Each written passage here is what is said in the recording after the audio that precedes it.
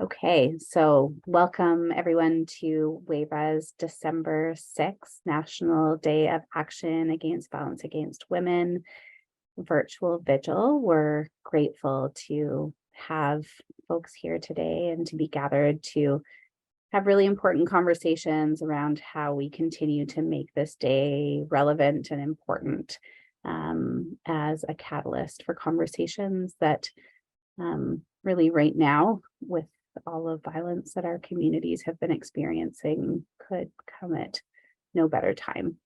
So lots of opportunity for reflection and rich conversation today with my panelists.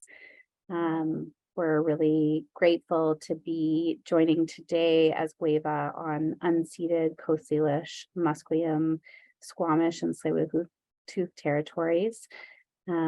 We offer services on these lands, but also right across Turtle Island, and are always thinking about the ways in which the Colonial Project, the legacy, the ongoing impacts continue to call our work to recognize how gender binaries were created through the Colonial Project, but also the violence to the land and how that also reverberates into people's lives. And it's never lost on us that when we're doing sexual assault work and we're living on land that was unceded and taken without consent, that also impacts our work deeply. So I will be your host and moderator today. My name is Dahlia. I use she, her pronouns, and I am personally joining from Musqueam territory. And I'm really excited to hand it over to Sharon, who is one of our beloved knowledge keepers and elders who support our work in such important and meaningful ways, to open us up in a good way.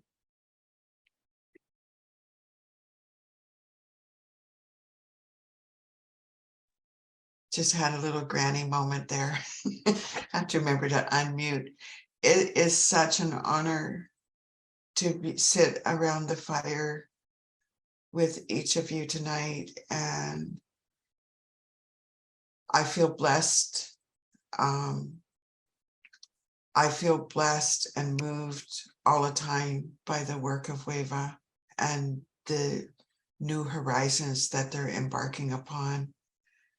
And today was just a gorgeous, mystical day, a little chilly here on Musqueam. I'm fortunate enough to live on Musqueam. And for those who are new to me, my spirit name is Wapsi Paneshi Ikwe. It means White Thunderbird Woman. And I'm a 60s scooper. I'm a grandmother, mother, widow, and a seeker of light. And my teacher, where I get my teachings, my grandmother was a midwife and a traditional healer. And I was able to walk on earth with her for 7 years and learn as much as I could. And now I'm 65 and it's just starting to make sense to me. It's taken the better part of 40 years to figure it out. So healing and spirit is quite a journey. So I just invite all of you to just take a moment and take in some of that beautiful breath of life that we get each day from our First Holy Mother, and just take a moment to focus in on your breath and take a moment to feel the beating of your heart. I'm going to light a little fire here and lift it for our ancestors and the spirit world.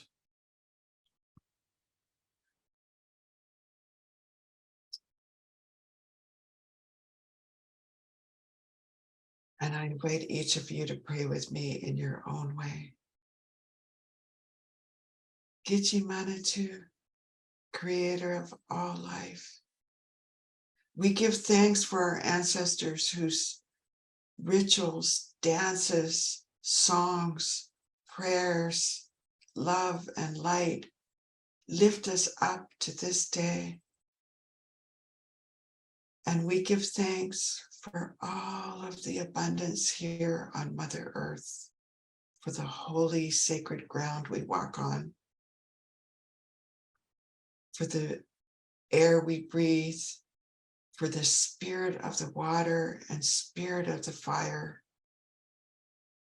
And we give thanks for our journey here and for this circle. And we give thanks for all that has come before us. We give thanks for all the leaders, all the healers and medicine people that are coming together to bring light, to bring healing and wellness and wholeness for our community.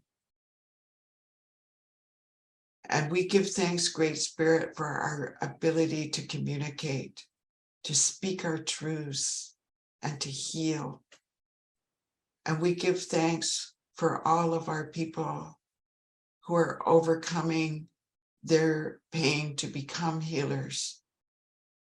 And we pray and ask for guidance for us to both witness and hold the space for coming generations, so that all women, all folks can celebrate who they are in a world of comfort, safety, respect, honoring, peace, serenity, and wisdom. And we ask in a good and humble way that each person who is listening, if they feel triggered or alone, that they feel held. Help us to hold this space, to be mindful. And we ask for blessings and healings for all those families and all of our sisters who are in the spirit world that are a result of some of the tragedies and violence that has unfolded. Sorry, my cell phone went off. And we ask with deep humility that we come together tonight to remember, to cry tears of healing, to bring wisdom and light to the stories and truths that are shared. And we ask for the leaders and community members who are part of WAVAW that they be held, along with all of our communities, our families, our nations, the people on Turtle Island and in the world, all my relations.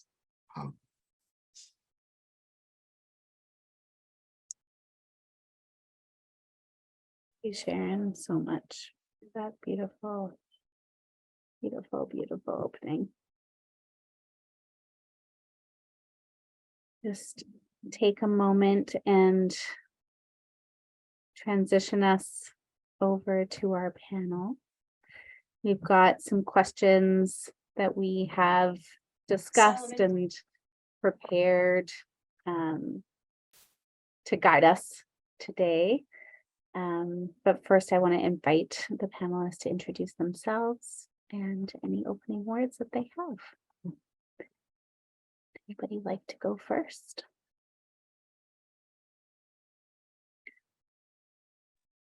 I'll go first as a WAVAW employee. Okay. My name is Alicia. My pronouns are she, they. I'm the communications and engagement coordinator for WAVAW. I'm joining you from Surrey, not Vancouver, so I'm actually on different lands today. I'm coming to you from the Stalo, Katzie, Semiahmoo, Tsawwassen, Coquitlam, Saanich, Stubinus, and Kwantlen First Nations. Very grateful to be here. My family came to these lands by way of refugeeism to sponsorship. So very, very honored to have built this life here with my family, and very honored to be joining you all today. Thank you for having me. Thanks, Alicia. Priscilla, you want to go next? Sure. My name is Priscilla. My pronouns are she, her, hers. I am a St-Arneault First Nation from Vancouver Island. I'm a visitor here on the unceded territory of Coquitlam, which is shared territory of Coquite and Katzie, and that is a Gutu, which you may see on and off for the rest of the evening. I am a writer, artist, mother, yes, widow, and I guess activist. You know, I walk and speak my truth, and so honored to be a board member of WAVAW for the last 4 years or so. And thank you for having me.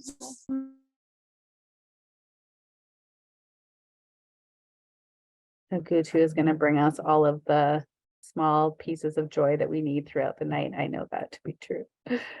Dillon. Oh, I just love that, right? On a day that can be really heavy and hard for so many reasons, having like young people and smiles and laughs, that's just amazing. I love that. Hi, everyone. My name is Dillon. I use the pronouns they and them. I am speaking to you from the traditional territories of the Anishinaabe and Algonquin nations here in the unceded territories of the Algonquin, what we would also be known as the National Capital Region, or Ottawa. I had the lovely privilege of and honor of meeting Dahlia through the Gender Equality Network of Canada, which was one of the best things for me that came out of that experience. I grew up in Ottawa and around Ottawa on the Quebec side, so I do have some ties to Montreal with my family, and in terms of what happened with École Polytechnique in the 1989 massacre. I have also a history of working in community as a queer, trans, non-binary person. I worked with the Ottawa Coalition to End Violence Against Women for over 8 years as senior policy advisor and advocate. And I teach in the Carleton School of Social Work. We talk about these things. We were talking all day about this actually with students, which was really lovely to be able to kind of revisit these conversations and basically just impassion and empower young people to continue having these really important conversations. And now I'm also just with Women in Gender Equality as a policy advisor to the Director General of Research, and we're looking at these files and implementing important policy and regulation, and really thinking about these issues from a feminist and structural approach. So I'm really excited to have more conversations about these important issues and all of their intersections. And I just really appreciate you folks for inviting me in as part of this conversation. Thank you so much. We're so happy to have you, Dillon. Okay, well, let's dive right in. We had, I know, posted on our website that Marlene Lopez was going to be joining us, but she had a family emergency. And so we're wishing her all the love and healing vibes for that. And part of the prep conversation that I actually had with Marlene was just, Marlene works at Concordia, and she had been going around campus asking students about whether they knew anything about what happened in 1989. And by and large, none of the students who are attending Concordia right now knew anything about École Polytechnique.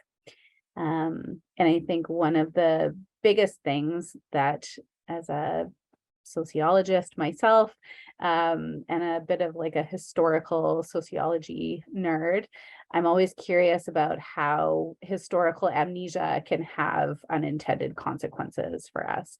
If we forget about the past and we don't continue to be inspired by it. So not to just hold something in the past, but to continue to see it as a catalyst for inspiration, for conversations. And so that's really what our first question is going to be doing, is really thinking about the fact that the events on December 6, 1989 were obviously a direct consequence of misogyny. As I mentioned, I attended the Women at the Center webinar this morning, and the call to action was to use femicide from a political standpoint, that we need to keep naming the murder of women and femme-identified people as femicide. And so 1989, L'École Polytechnique was a direct consequence of misogyny, an act of femicide, but that we know that misogyny never hangs out alone, that it is very closely tied to white supremacy, to anti-queer and anti-trans sentiments, and that we know that these things are constantly on the rise, along with anti-Indigenous racism, anti-Black racism, all of those really big structural pieces that continue to support violence that's happening. So from your perspectives and your thoughts, how do we continue to make this day relevant and to speak truth to the intersections of gender-based violence? What are the important things that we need to continue to consider as we talk about this day moving forward?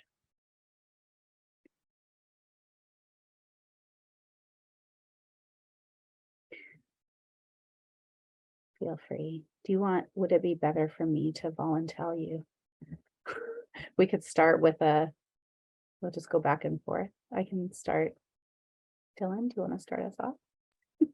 Yeah, sure, no problem. Well, for me, when I'm thinking about these issues, obviously, yes, like, just understanding that, in so many ways, we're seeing a pattern of all too familiar behavior, right? And these issues are so intertwined and so interlinked that it should be impossible to talk about one without talking about the other, right? And so when we're thinking about gender-based violence and issues around consent, for example, we can't remove that and take the history and decontextualize these pieces around how they're so intertwined with, legacies around colonialism and white supremacy and, like you said, heteropatriarchy and ableism and capitalism and classism and all those, systemic pieces, right? And so I think when we're thinking about this, we need to really put that history in that context, because these issues become so decontextualized all of the time. And we could speak more to that later when we have the conversation around, the lonely men narrative, for example. But GBV remains one of the most pressing issues today, right? Especially facing Canadians. And I think a lot of people don't necessarily know that. We get bombarded with, stats and evidence, but really just understanding, like every 2.5 days, a woman in Canada is killed by their intimate partner, 1 in 3 women globally. And of course, we're including trans women in that experience some form of violence. Only 45% of people in Canada fully understand what it means to give consent, for example. Only 6% of sexual assaults are even reported to the police. Sexual assault remains, the only violent crime in Canada that has not decreased, right? And it's one of the only statistics that has remained largely unchanged over the last 30 years. So when you look at the evidence and you really look at this piece, it is, deeply rooted in these larger inequitable systems. And we can't remove that history. We can't remove that context from the conversation. And so, recently there has been so much going on in the world as well, that I really think, when speaking to the evidence and speaking to the patterns and really looking at these pieces, we can't take those apart. So that's kind of where, I'm coming from. And I think often too, with regards to, violent radicalization and extremism, we're only having half of a conversation I think that we should be having. And we could, explore that a little bit more in maybe the second question, Dahlia, but that's kind of, where I'm coming from and just, something that I wanted to name to begin with. Thanks, Dillon. Priscilla, do you want to go next? Sure, thank you. Yeah, I mean, there was 2 kind of directions I was thinking, and so thank you, Dillon. That was one of them. Getting to that root of systemic issues and really trying to think about what we're doing to dismantle the systems. And again, going to some of the stuff we'll discuss later. That's where I want to kind of dig a little bit. But I think the other piece, when you're thinking about what happened in 1989, and you're thinking about honoring and remembering these women and where they were going in their life. I think that especially when I'm speaking to the murdered and missing Indigenous women and girls and Two-Spirited, so many times we're talking about offenders. I live on the unceded territory of Coquitlam, in Port Coquitlam. So you hear a lot of people talk about Picton, but you don't hear people talking about the naming of the women and the lives that were taken. And I think that's a part of remembering that we need to do, is that we need to honor the spirits of the lives that were lost and not further perpetuate the misogyny and that grandness of, someone has now made a name for themselves, and sometimes what folks do. And so when we remove that piece of naming who that person is, we're taking away that power, some of that power to what it is. And I think that will help moving forward when people keep doing it in that narrative. and recognizing how we're dismantling, how we're deconstructing and decolonizing the process, and that recognition of harms done is when we stop also watching it on TV, right? All of these true crime documentaries and looking at, you know, what these folks have done and limelighting kind of the behavior. It's almost some kind of weird social acceptance of that, as opposed to recognition of the harms, and it's perpetuating that violence. So I'm hoping that today and moving forward that folks will change their own behaviors and being okay with this happening.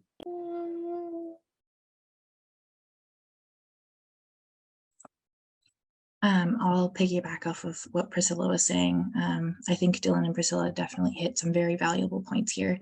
And something that was coming to me in my position with WAVAW and who I am, I see things a lot through the lens of pop culture. And I'm seeing right now, probably from 2019 onwards, once BLM especially picked up, there was the naming of specifically violence against Indigenous women, girls, Two-Spirit, specifically anti-Black, misogynoir. And I think that's really valuable for us to be naming. As you said, Dahlia, it's important for us to name femicide. It's important for us to name targeted violence like this. And further to that, I wanted to link what Priscilla was saying about colonialism. I think something that's really valuable in trying to prevent these violences from reoccurring in society is shifting society to something that does not forget.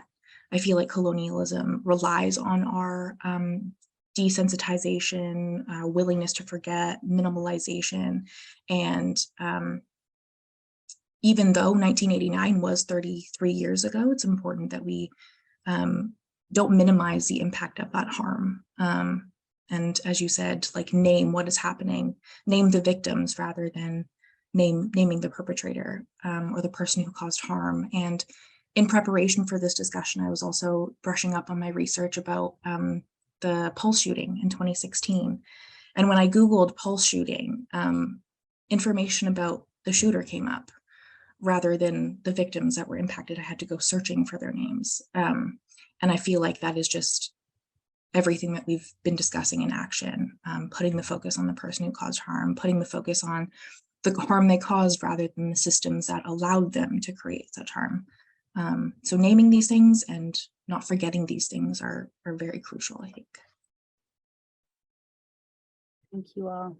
Yeah, it's an interesting day because it is named the National Day of Action on Violence Against Women, but it oftentimes will go back to really specifically focusing on L'école Polytechnique. And I think we can easily get drawn into the details of what happened that day and name the person who did the shooting.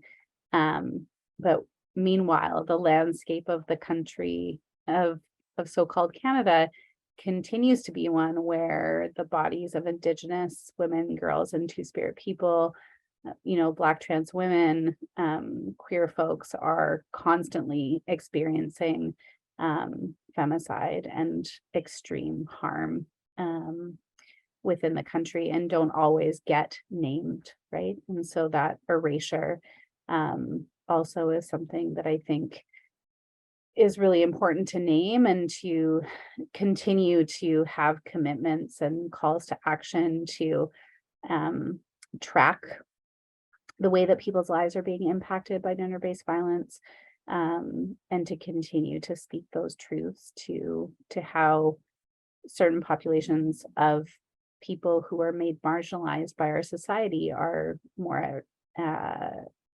being targeted for violence. And I think that's one of the ways that we can also continue to make this day relevant for people so that it doesn't feel like only something that happened once in 1989. Thank you.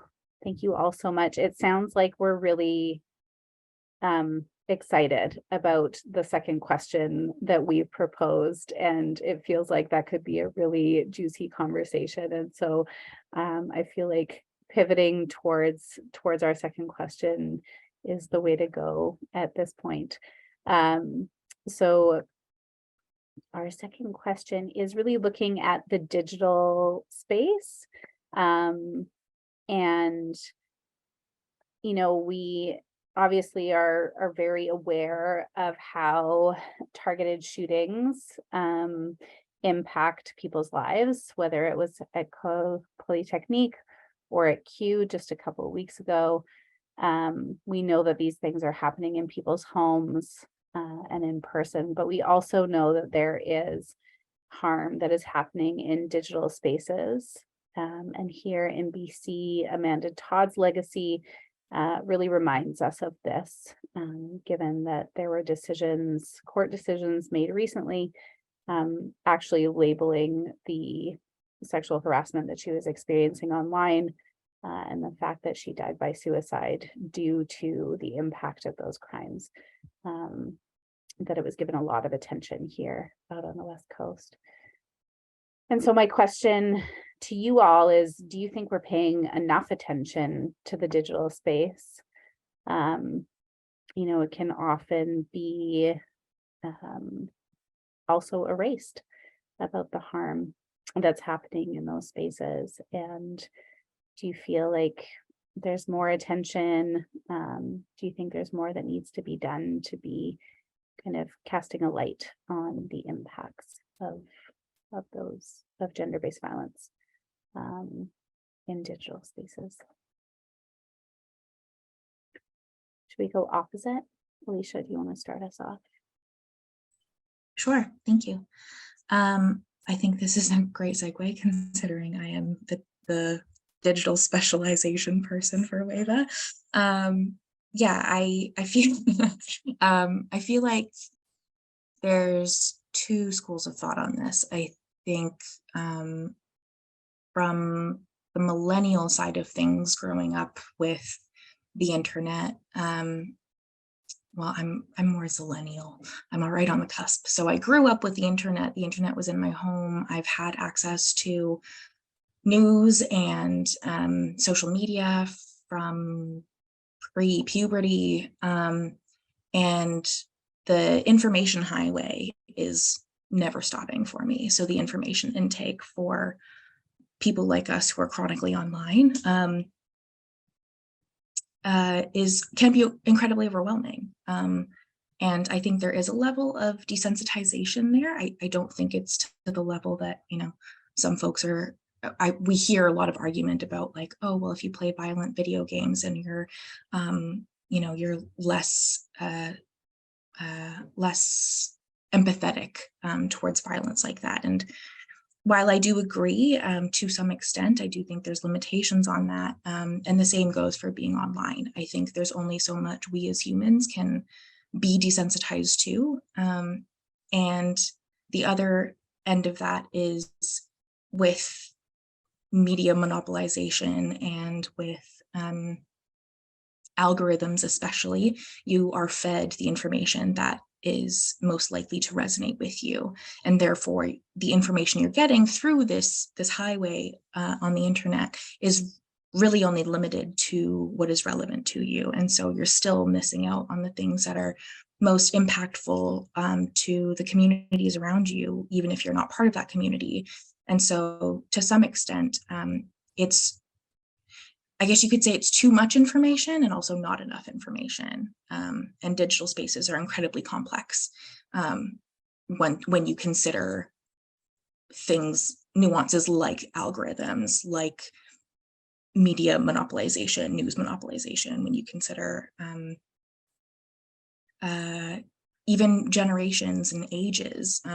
For myself, obviously, I, as I mentioned, I grew up with the internet, but then I have my parents who didn't have access to that and relied on like newspapers, and therefore, as newspapers have become obsolete, aren't as up to date on the political happenings of what I'm tapped into. And so I think there's also that generational gap of like, it's difficult to reconcile the things that have changed between generations when that information is so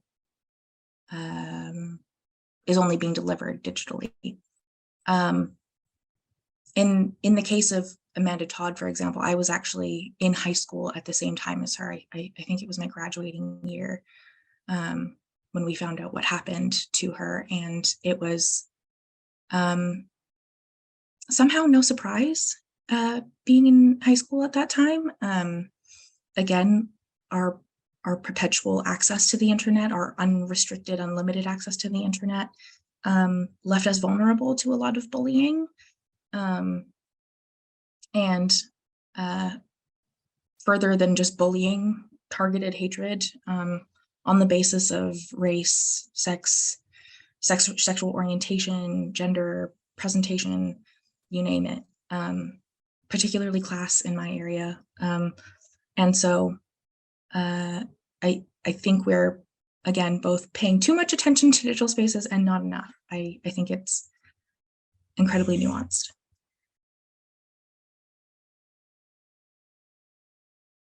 Thanks, Alicia. I feel as a parent of a 7, soon to be 8-year-old, that my desire to like keep on top of like literacy to support him is so important, because that gap that you were talking about that happens, we can't intervene with opportunities to have critical conversations, and it can be really scary. I'm so glad that in the 90s I could actually leave school or leave my workplace and like people couldn't talk to me. There was not that free flowing like fire hose of access. So thanks for naming those things. Priscilla, do you have thoughts you want to share on this? Yeah, I don't know, you've already named, the article that you had sent us, so I don't know if it's okay if we keep going with that. But so the rise of the lonely man, and reading that, there was just certain things in there that were just kind of sticking with me, and a couple of them I do want to address as in one of the slides. It says loneliness is on the rise. And it talks about how standards are rising in hetero relationships, and talking about how women are now more aware of what they deserve in relationships, and how before they used to be so reliant on men to take care of them and do these things, that now that's not necessary, that we can have our own bank accounts, that we can vote, that we can have jobs, that it's not necessary, that's a part of this problem of loneliness in men, now that they actually have to step up and actually be caring and mature and kind and communicative individuals, which I find to be a really terrible narrative, because it is not that we have become aware that this is a possibility, it's that it should always have been there, that it's not just like one day we just all became this woke society of like, oh wait, patriarchy is bad, white supremacy is bad, wait a minute, us having equal rights, that's something that we should strive towards in relationships.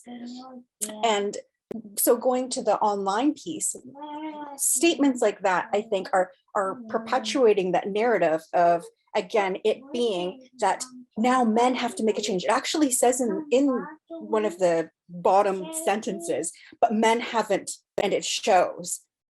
And I'm like, well, I have a problem with that, because it's not, now it's that us versus them piece, right? And now it's trying to say, you've changed, I have to change. If I don't change, then I don't get you. And there's this idea of who you have to be to deserve and earn and have this right to in being in intimate partner relationships. And I think that narrative of entitlement towards relationships is a huge problem. You're not entitled to my time. You're not entitled to my energy or my love or my respect in intimate partner ways, because of how you treat me, even if it may not be how you think I should be treated. You know, it just doesn't sit well with me. That's one of them. That's a problem. The other is that now when you're going to the online piece that you're talking about, you look at online dating. And that to me is one of the hugest risk factors now, is that before, you know, you think of before the internet and the World Wide Web, the safety concerns that were out there are now just being amplified, because now we are online and people are not being genuinely themselves, or they are, and you get a chance to then create some sense of safety around yourself, because if you say no or you ignore someone's advances, then you get to hear the real words coming out of their mouth. And I've watched some really interesting videos of people kind of laughing off some folks who are, you know, oh, well, I think you're interesting, and they're trying to, you know, flirt and say these things, but when it's ignored or politely rejected, then people will go off, you know, and then the person reading it kind of laughs it off. And I'm like, yes, sometimes seeing someone actually show who they really are and what they really think is a little bit, you know, thank you, I dodged a bullet there. But for us to laugh it off, I'm also thinking that's perpetuating some of that violence, because we're like, ha ha ha, yes, you know, you're not able to take this rejection, and that happens. You know, who hasn't experienced that? That desensitizing of it is the problem. We should not be okay with that behavior. We should not make light of that behavior, and we should make more effort to eliminate behaviors like that, so people can truly and honestly be safe when you're seeking connection with folks. So honestly, I think that we are not paying enough attention, and we just need to, yeah. Okay, I'm gonna stop there. It gets me all going. I know. So what I really appreciated in the On Canada Project folks posts, I've put the link in the chat for folks to check out, but they really do a beautiful job at the discernment between, like, nobody deserves to feel lonely in a world that is like so connected. And the issue is systemic in nature, again, because while we're trying to attend to feelings of loneliness, we're not doing the same level of work at unraveling ourselves from toxic masculinity and the narrowing of experiences of emotions, right? And so the same things that will drive somebody to murder Indigenous women, the same, you know, behaviors that will drive people to go and shoot Q or show up at Leclair Polytechnique are going to be the same behaviors that show up online. But our discernment and ability to speak back to those things and be able to protect ourselves when we don't know where people might be coming from is like a whole other level of terror. And it's a really challenging thing, I think, for people to be negotiating, particularly when it's targeting people's people for their gender or sexual identity or race, disability, class, all of those things. Dillon, do you have thoughts? You're the person that taught me about troll farms, so I know that you have something. Yeah, those Polish troll farms. Yeah, we could totally talk about that. But yeah, thank you so much, everyone, for your brilliant and insightful reflections. Like, this is such an awesome conversation. I mean, obviously, there's so much to unpack. You know, I was revisiting some news footage from the commemorative vigil and monument that they have in Montreal.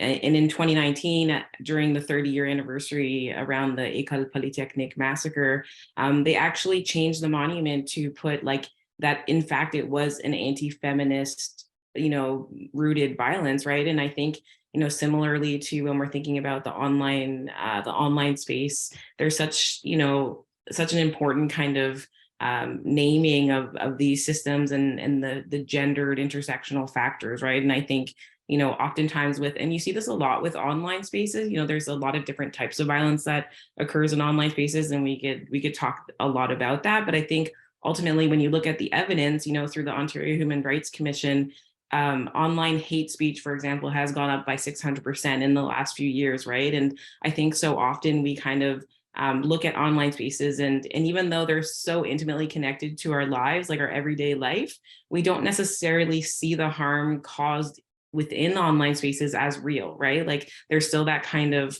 disbelief that the harm caused or the violence is intimately connected or rooted back to your offline, your offline experience, right? And the ways in which, your online experiences are a connection back to your real life lived experience, right? And I think, in speaking with a lot of young people, that's often the name you hear, like narratives around like online bullying, for example, but that gendered, that racialized, that colonial lens is like absolutely missing. And so that's like a place that I would start absolutely with online spaces, is just really looking at that.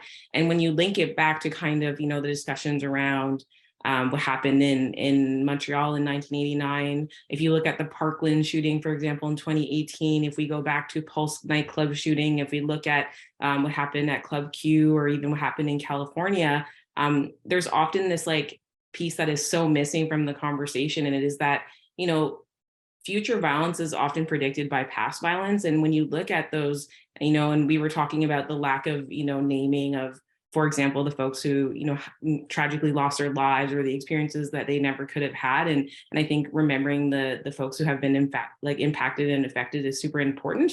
But I also think too, is there's a really huge piece missing where so much of these events, there was that past violence, that predictive behavior that was related to gender-based violence, right? Like even recently with the Club Q shooting, the perpetrator, was violent towards their mother. There was dating violence in the Parkland shooting, for example. There was gender-based violence that was there. And that was a huge red flag that is so often missed, right? And I think that just goes back to kind of the way our culture treats gender-based violence, but there's that, missing thread. Even the Nova Scotia shooting, the Toronto van attack, like when we really look at all of these, mass events around, violence or extremism, the gender-based violence connection is so deeply there, but we just never pay attention to that. And I'm not really sure. Well, I mean, I have a lot of different ideas of what that could be about, but I think that's important and very similar to the online space as well, right? And so intersectionality, survivor, trauma-centered approaches are really important. And ultimately, like really recognizing that online hate or online harm is real, and it impacts people in really real ways. And I really loved, Alicia, when you were speaking about also the platforms, right? Like I think we often kind of see them as these neutral things, right? Like algorithms, the way platforms are built, like they have those systems embedded in them, right? Like algorithms have proven through research that they are also racist, upheld by colonialism and, gender-based violence and all of these things. And we can't take that for granted. It's also monetized. And so I think like the online space is somewhere we really need to be paying attention to. And we could talk a little bit more about like interventions or recommendations or things, because I think we're only really starting to have that conversation with regards to online spaces, troll farms, doxing, like video games. Like there's so much you could really fit into that specific thing. But ultimately, like I think there is some, like I said, that half that conversation is like we're only having a part of a conversation that we should be having. And I think just an important thing to note too, when you're looking at extremism from like a gendered lens, like if you're looking at incel violence or like male ideological supremism, like however people want to name it, Canada plays such an important role, because so much of that online activity around extremism, around incel violence, around the like manosphere is actually happening in Canada, and it is ground zero for that stuff. And I don't think a lot of people really understand that connection either. Anyways, I'll stop talking because this is so great, but thank you so much. And that report just came out recently that Pierre Poilievre's communications team, so the new leader of the Conservative Party of Canada, was using intentional hashtags that speak directly to the manosphere and the incel community in order to gain support. And so, yes, Dillon should definitely keep talking. And yeah, these are when we talk about none of these, systemic oppressions hanging out alone, how are also people in privileged positions that hold a tremendous amount of power, being accountable for kind of shining a light on these areas, but also taking advantage and using the divisions that are happening right now in our society to their advantage to gain more power, which is really scary. Yeah. Anything that resonates that we want to speak more directly to? Priscilla, was there something you want Dillon specifically to talk more about? Yeah, I think that's that piece about that hate speech and all of those algorithms are just they're systemically themselves very, racist and colonial and patriarchal. And I just feel like, there have been times where I've seen something that was, anti-trans, and I would report that to another, a social platform, and then it would come back, oh no, this is not hate speech, this is actually, we're going to leave it as it is. And I would get so angry. I'm like, how could you not see that? How could you not see that this is something that is very hateful? And so things just slip through the so-called, community guidelines of safety. And I'm like, your idea of safety and my idea of safety are two completely different things, because to me, this is not safe. And so that's kind of where I started getting excited about where you were going with it, because I'm like, even the algorithms in themselves and the people who are monitoring these algorithms, the people who are making these decisions are themselves just perpetuating that idea of what they think is safe or not. Yeah, right. Safe for who? Exactly. Yeah, no, I absolutely those are really great, insightful questions and reflections. Like, I think, when we're really looking at it, I also think that with online spaces specifically, it's like, oh, there's an inevitability that people should experience these things, which is absolutely just not okay. And I think when we're thinking about, the role and the accountability and the complicity of platforms, of people who make those decisions, of the way that, fear and hate and all of these kind of rhetorics and these really harmful ideologies are actually really they monetize and they capitalize off of these things, right? The virality of this stuff is really, really problematic. And the fact that, a lot of platforms and folks in decision-making positions just kind of throw their hands up and say, hey, this has nothing to do with me. And our lack of, looking at how do we have these platforms? How do we hold them accountable?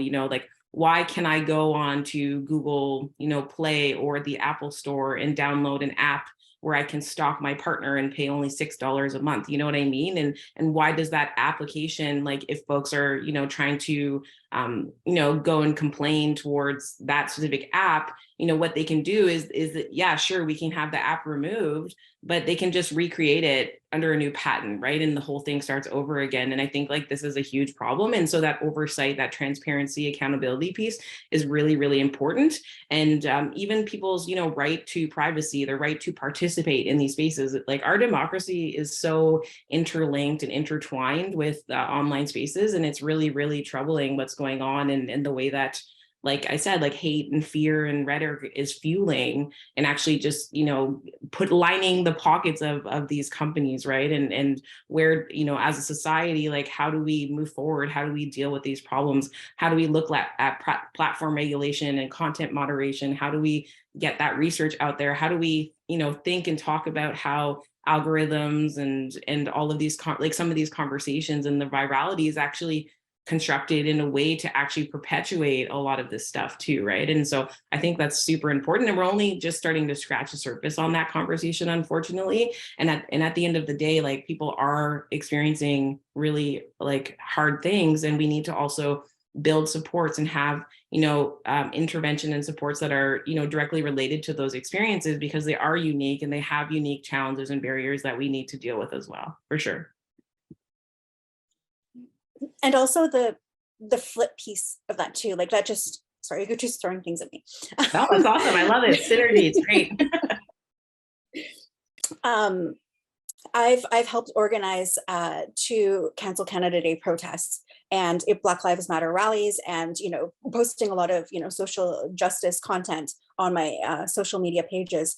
And unfortunately, a couple of things have happened. One, folks have been, extremely hateful and trolls and all of this stuff, which I expected. Sometimes I would cry, sometimes I would leave it alone. Sometimes other people would come to my defense.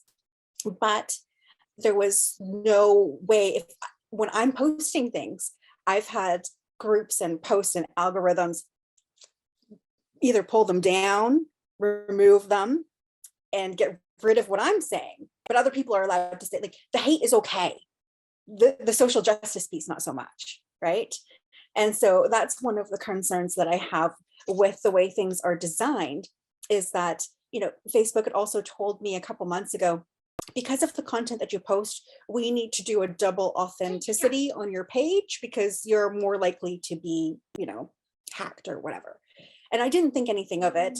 But then when I was reflecting back on the things that I do post and the things that happen to these posts, and the thought that people are so free to think that they could say and do these things to me online, if we were actually in person, what could and would happen, right? So that for me is a huge concern. And even just trying to voice concern to these issues and these problems that we're having, and systemically, how are we going to be addressing them when folks like us who do this work every day, all of us here, put ourselves at risk in even doing so, and especially with how much freedom of information there is online about who we are and what we do in our day-to-day lives. Like that's a concern as well for me, is that the folks who, like Dahlia said, go to the schools and go to these clubs and they could go to homes. They do go to homes. They go to places and spaces. And so maintaining that level of safety while trying to do the work is also what do you do for folks? I mean, I'm concerned for everybody.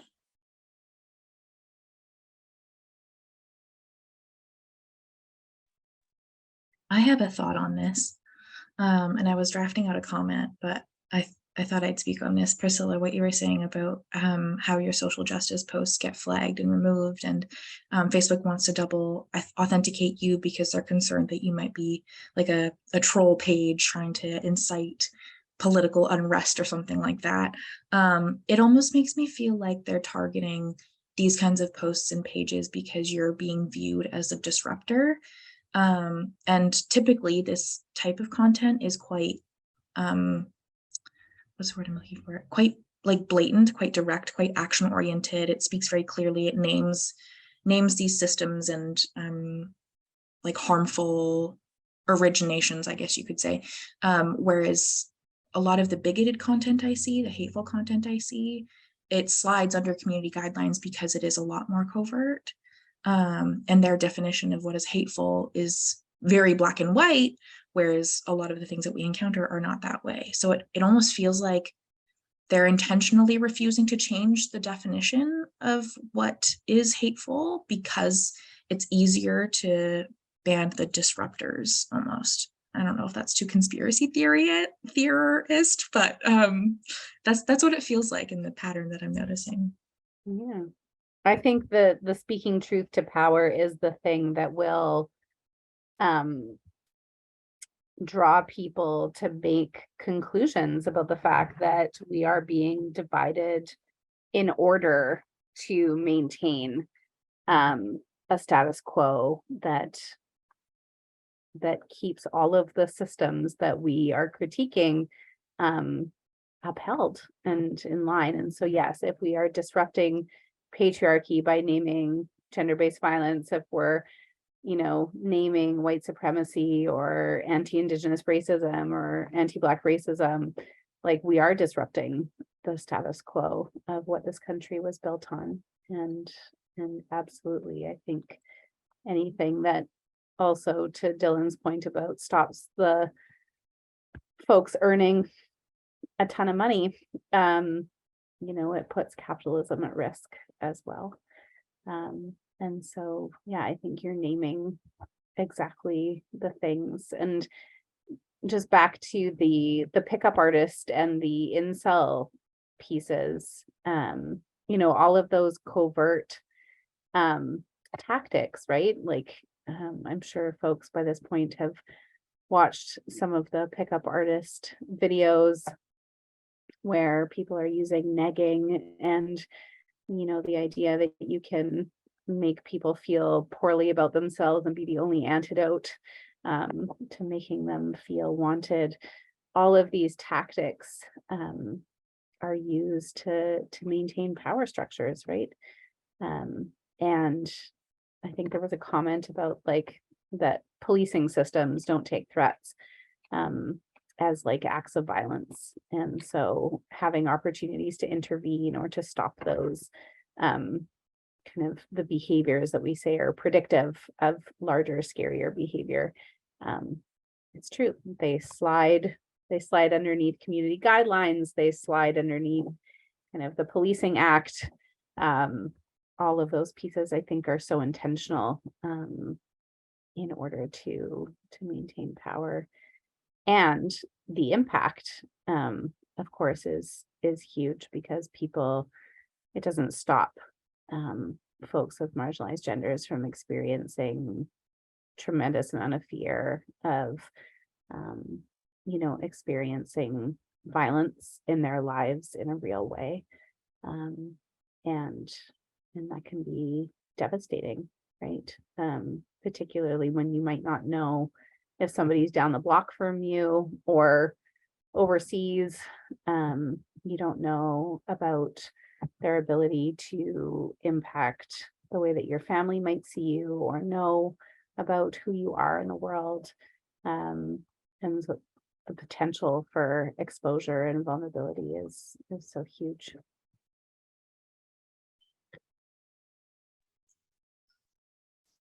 What about, and I'm not very clear on it because I haven't actually quite had a conversation with anyone about it yet, but you've reminded me of these folks who are almost like they're almost like reverse pickup artists.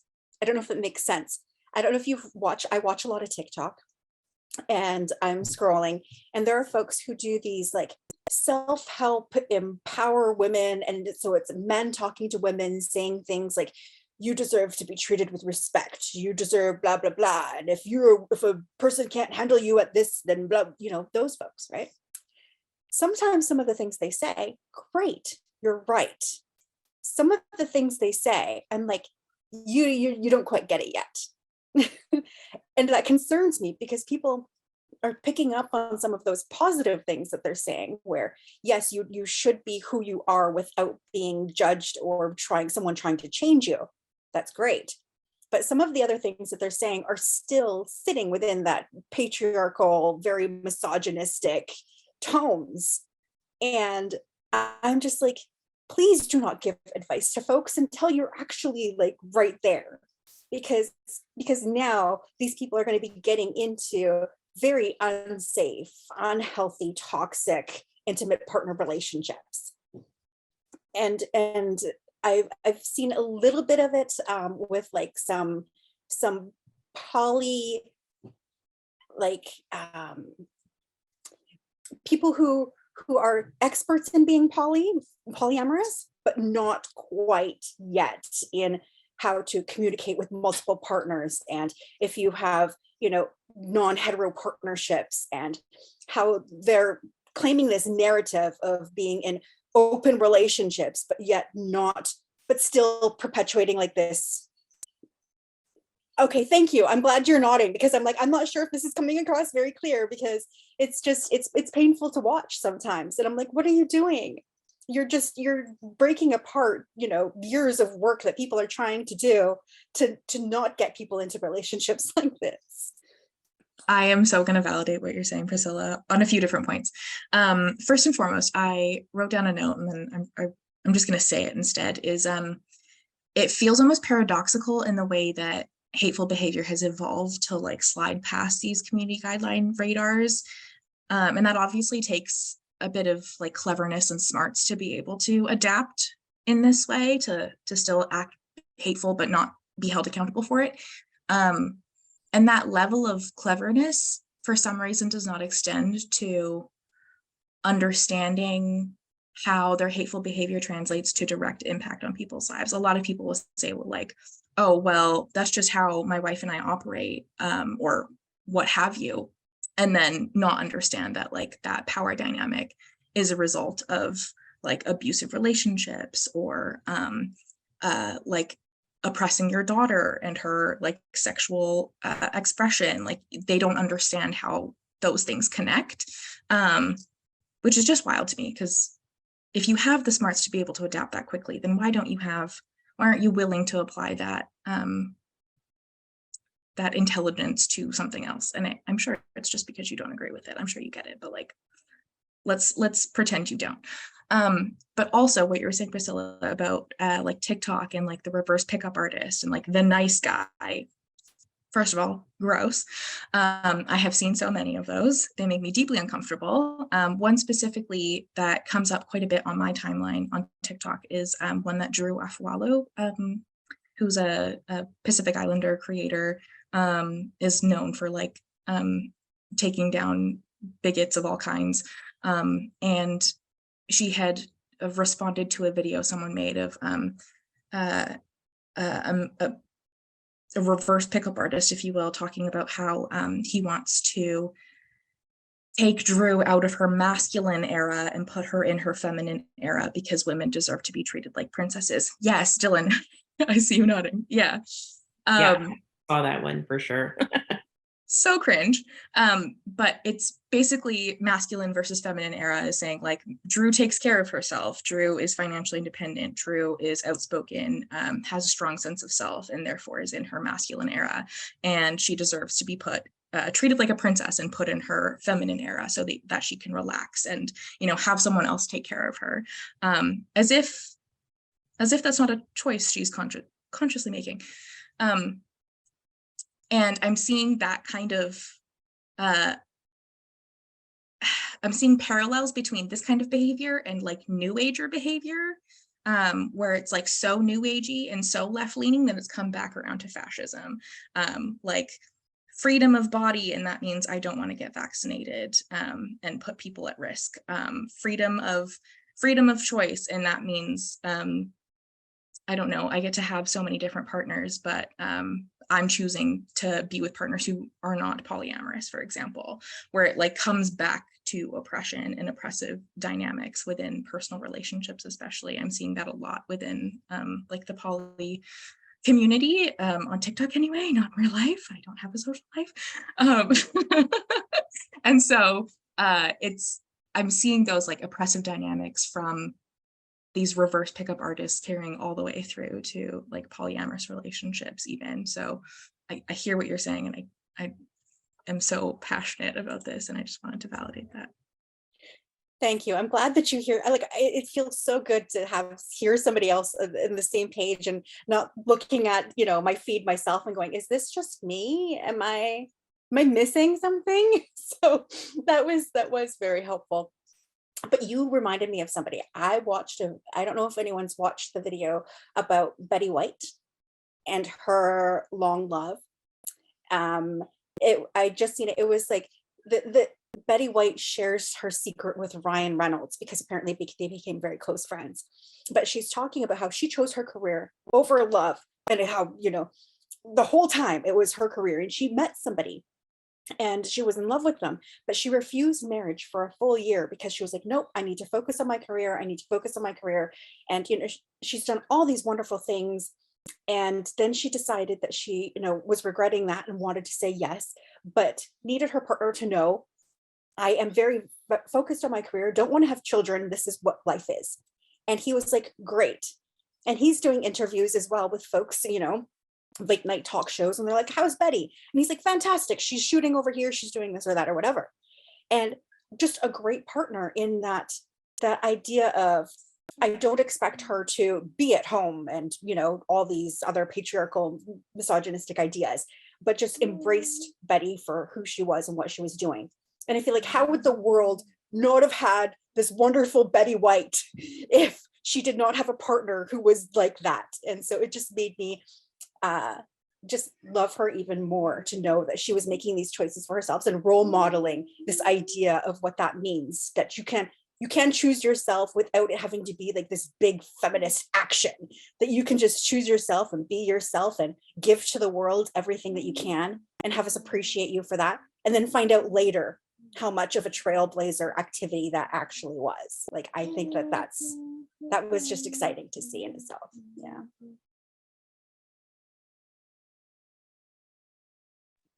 So much brilliance in this, space. I love this. Thank you so much.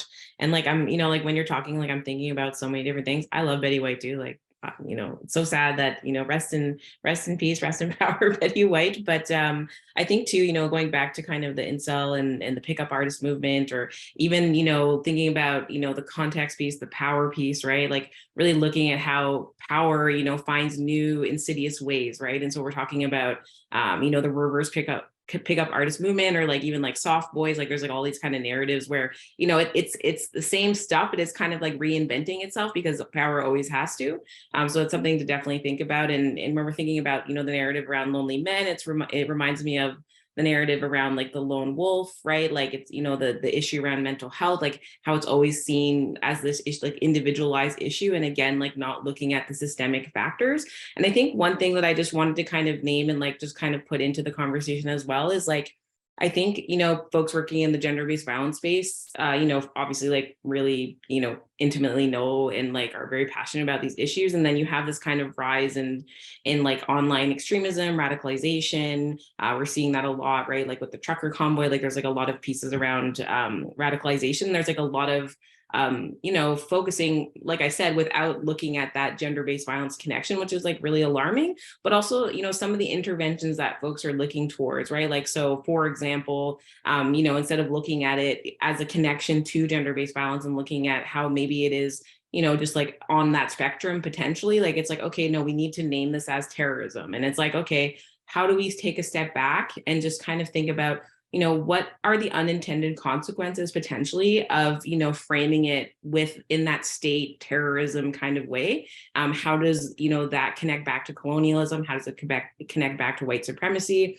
Because I see a lot of people, even like feminist spaces, right? Like we need to name it domestic terrorism. We need to, you know what I mean? And it's like, okay, if we do that, what is that? What happens, right? And I think, we've seen this in like narratives around, like, for example, like anti-Muslim, Islamophobic, right? Like the issue around like, post 9/11 era. And I think, that direction is potentially really harmful, especially for like BIPOC communities who are experiencing like over criminalization, over surveillance, over state, control. And so like, that's just that, like, yeah, just something that kind of I want to kind of put out there and not necessarily for us to reflect on, but it's just, I see kind of the conversation going that way. And I'm like, oof, I don't know if that's an avenue we really want to be going down, because it's so connected to the prison industrial complex and so connected to back to the state and the legitimization of the state too. So anyways, but yeah, this is a great conversation. Thanks, Dillon. That's a really important point, that language naming pieces is so important, but the language that we use is also very important and has implications. I always talk about unintended consequences, and we can often have the best of intentions, but there can always be those unintended consequences. Sharon, did you have a thought that you wanted to share? Yeah. Well, first of all, I just feel so inspired and hopeful when I see young leaders sharing the way that everybody is here. And I'm hearing what you're saying. And as an elder, I just wanted to add a spiritual comment about a colonial world is based in disconnection, disconnecting us from our spirits, from the spirit world, and from nature. And so I think on the to-do list, we've all become so weary of religious institutions, because they do perpetuate, they haven't done the right thing to come forward and be part of the healing process. But I think that there's a space or a void, I would say, like a black hole. One of the things, I'm also a community-based researcher in health and wellness, and we don't talk a lot about what's missing. We can certainly see the impact of separation in the foster care system, the residential school system, and it's left a void of nurturance in our communities where we are so disconnected and so mistrusting. And some of the most powerful forces we have as a human being is our dream world and our intuition. And so how do we get to a place where we can follow this? Because I really believe that human beings who know who they are so much less vulnerable. And so on the to-do list, I think there's opportunity. We need, in my opinion, rite of passage rituals that are in the here and now, that we're making up in the moment to honor our queer, two-spirited community, to celebrate young women into womanhood, and what I am trying to work with right now is imagery and medicines that can speak to the heart and spirit of people without necessarily, I know people are always afraid of pan-Indianism, but I'm more afraid of the opioid crisis and the deaths from suicide than I am about pan-Indianism. I want to save lives. I want to use the love and the medicine from my grandmother to create opportunities for young people to express who they truly are and to be accepted. So one of the things I think that is so vitally important is witnessing, honoring, to dance with the spirit world. There is a way, there's a portal that is available to us. And if you had a medicine person in your life like my granny, there's a path to the spirit world. There's a liminal space that's an opportunity for us to grow those opportunities, to grow our identity, to be in touch with our strengths, to be in touch with our wisdom, to be in touch with our nurturing, our compassion, our unconditional love for ourselves. And so I just wanted to mention that because I think I've had very powerful online virtual healing experiences. There is opportunity, there's a portal here into the spirit worlds, into our hearts and our souls, that I think it is for my generation to stand in solidarity and to say, we are going to not keep it secret. And also as an artist, I also have a background as an artist, to be creative, to be brave, to come forward and light the sacred fire, to illuminate our hearts and minds to who we really are as humans, because it's not about how we, it's about appreciating the diverse uniqueness. And in a colonial world, it's all about getting everybody to fit into boxes. Well, my granny taught me to love everybody, to love how they pray, to love how they walk, to love who they love. And so I didn't realize what a rare person she was, like an orchid in the world, because so many elders from her generation even had been wounded, deeply impacted by the horrors of residential school.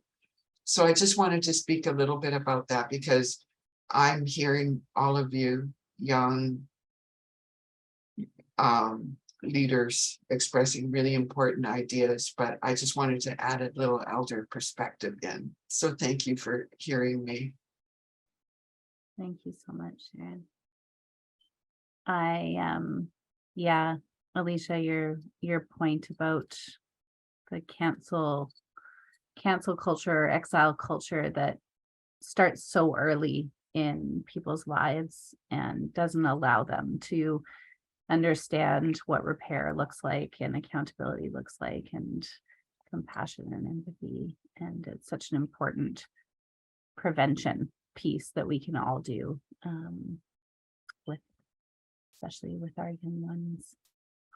Okay, so I feel like this is a beautiful call that Sharon has invited us into, and maybe we can wrap by sharing any calls to action we would like to share as we transition in about 5 minutes or so to our virtual vigil?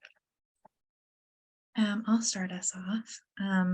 Sharon, I don't know what it is. We've never interacted before, but something about the way you speak just like hits me directly in the chest. So thank you very much for sharing all of your knowledge. While you were speaking, I was reminded of like my connection with ancestors, and that's something that I've been working on for a lot of my adulthood, is how to reconnect with the home that my ancestors were displaced from. How do I reconnect with a culture and a people that I am not deeply familiar with? And for context, I'm Tibetan. My maternal side is Tibetan. I grew up with my maternal side. My grandma was the matriarch of the family and like ruler of my life. I will respect her for eternity, but she was the most forgiving and compassionate person I've ever met. And that's something that she learned from our people back home, is compassion, forgiveness, teaching, not responding in anger, not responding in violence, and talking about the digital space today and how we respond to that digital space is really taking me back to what I feel like I need to be working on personally. So my personal commitment after this discussion is to be who I think my ancestors would want me to be in digital spaces. And that is my personal commitment. In terms of like systemic community presence, I think hopefully passing on this knowledge to the people around me will make some sort of impact. Felicia. Sonia, do you want to go next? Sure. I think my call to action is to kind of go back to the beginning and have us take a look at today as a day where we could work towards dismantling of the system. So when we decolonize and we work towards reconciliation and we indigenize spaces, that's really going to get us to a foundation of justice for all. You know, we're talking about how everything intersects with each other when we're looking at, you know, gender-based violence, and we're looking at violence towards, you know, trans, two-spirited, non-binary women, ableism, sexism, classism, racism, how everything is all interconnected and intersects with each other. When we dismantle the system of colonization and capitalism, then I feel like we're going to find this place where people can find safety and where we can find justice and we can find a sense of belonging that is genuine and real. And that, you know, one of my favorite things that, you know, one of my friends said to me 3 years ago, which sticks, is if we were to actually indigenize, we would not need feminism, because everyone in community has a place. And to me, I feel like that is what holds me to keep doing the work that I do, because it's true. You know, I don't decolonize and indigenize just because I'm Indigenous. I do it for justice for all. And so I feel like my call to action is to have people try to do the same, but as well, my personal call to action for myself is to keep being okay with getting people uncomfortable. You know, I have these conversations with folks even when they least expect it, and I'm okay with that. You know, someone had asked me a question 2 days ago. It was this lighthearted random question, and I'm like, oh wait, no, but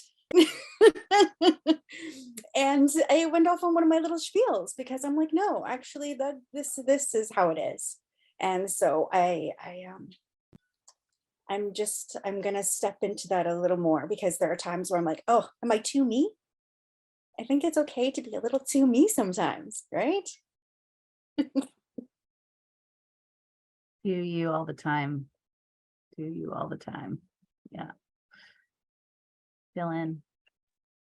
Yeah, I love that, right? Like a call to authenticity, like, yeah, totally do you. I just love that. And that, yeah, absolutely. Like thinking about that systemic intervention, right? Like obviously we need to look at the individual person's experiences. We need to continue focusing on safety, but also like self-determination should be the ultimate goal. I think oftentimes we focus so much on safety that we don't necessarily get to that self-determination conversation, which is so important, while also looking at those systemic interventions, right? Because systems so obviously have so much to say about, you know, who people can be, who they can't be, whether you're a woman, a gender diverse person, you're racialized, indigenous, or even a young man, right? Like these systems put so much pressure on people's identities. And I think that exacerbates all of these issues really intensely. So for me, that's like absolutely something that I'm taking away. And then also, you know, there's a really great kind of reflection from a trans woman of color who's based out of Montreal, Kai Chen Tom. I hope we choose love. I think, you know, when we're thinking about the culture of disposability, we're thinking about accountability, you know, calls to healing justice, for example. But I think it's you know, it's like love is healing, love is boundaries, love is, you know, like relational, like this work is relational. And I think a lot of that, you know, punishment, shame, disposability culture, cancel culture, like whatever you want to call it, like it's so part of the system in terms of power, in terms of, you know, like carcerality, punishment, like all these kinds of things. So, you know, for me, it's like, I hope it's true, like what Kai Chen Tom says, like, I hope we choose love at the end of the day. And I think that's a really great place to kind of, yeah, just like springboard off of, because, you know, I think that connection piece that you were speaking of, it's so important. So, and thank you so much for sharing space and inviting me. This was awesome. So I really appreciate it. Okay. Well, yes, it's always good to end in a love fest. I'm all for that. So as we transition, just putting this here before we end our recording, that we are here today to not only remember the lives that were lost in 1989 at Leclair Polytechnique, but to also acknowledge those that lost their lives at Club Q, and that the 4 women who have recently been found in Winnipeg and have lost their lives to a serial killer who is on that extreme right side that we've been talking about, who had a history of misogyny and white supremacy.